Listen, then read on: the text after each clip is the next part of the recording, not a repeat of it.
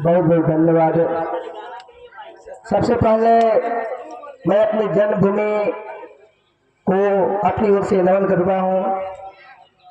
इसी भूमि से हम लोगों ने आगे बढ़ने का काम किया है। भले आज हम लोग जिस ओहदे पे पहुंच जाए, जिस पद पे पहुंच जाए, वो अलग बात होती है, लेकिन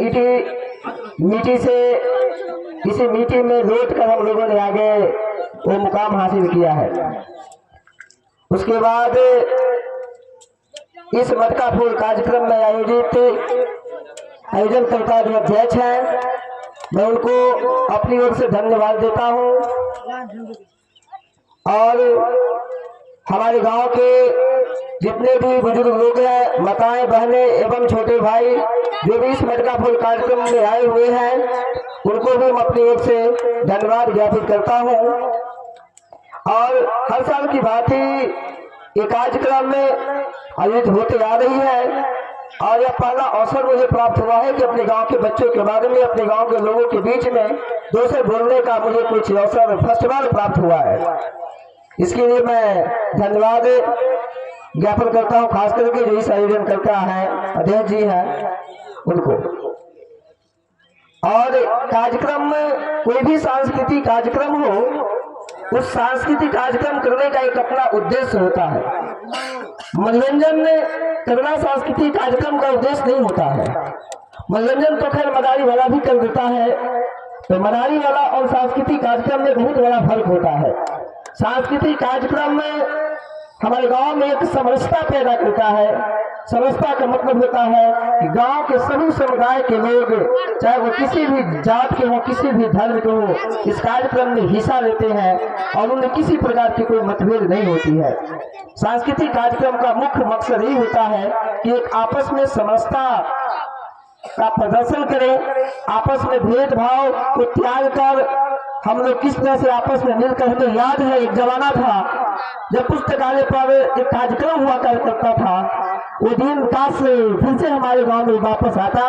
क्या समरसता था हमारे गांव में, क्या एकजुटता थी, न किसी जाति के नाम पर कोई मतभेद था, न टोला के नाम पर कोई मतभेद था, न कोई धर्म के नाम पर कोई मतभेद था।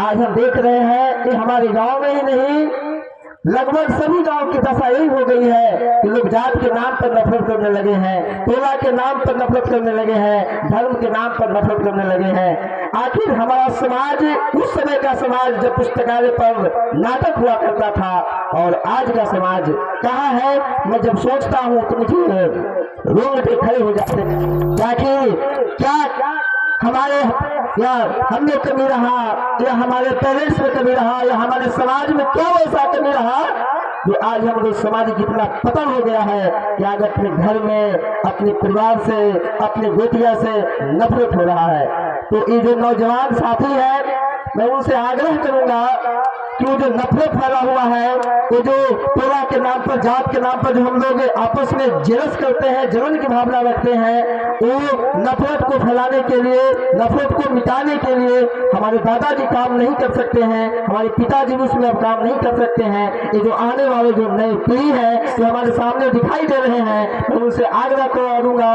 ये जो है आप पढ़ें, बिना शिक्षित हुए आप इस नफरत को मिटा नहीं सकते हैं। एक पढ़े लिखे इंसान और एक अनपढ़ इंसान में एक फर्क होता है कि पढ़े लिखे इंसान जब किसी से झगड़ता है, उसे झगड़ा करने का एक तरीका ही अलग होता है।